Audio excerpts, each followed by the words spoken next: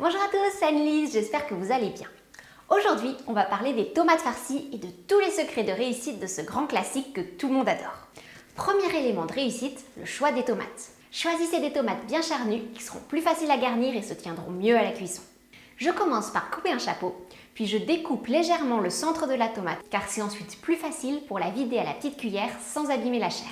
Maintenant que les tomates sont vidées, on passe à la farce. Si vous achetez de la chair à saucisse, n'oubliez pas d'y ajouter oignons, ail et persil haché pour plus de goût.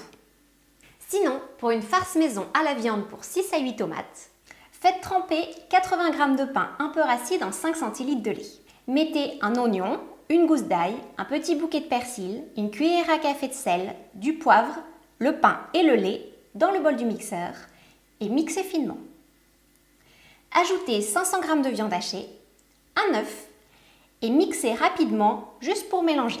Et pour une alternative végétarienne, on part en Grèce avec une recette de Gémista, des tomates farcies au riz et aux légumes. On mixe un oignon, une gousse d'ail, une courgette, une aubergine et un poivron rouge.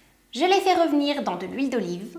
J'ajoute 8 cuillerées à soupe de riz, 2 cuillerées à soupe de menthe et 2 cuillerées à soupe de persil haché, du sel, du poivre, puis la moitié de la pulpe de tomate et une poignée de raisins secs.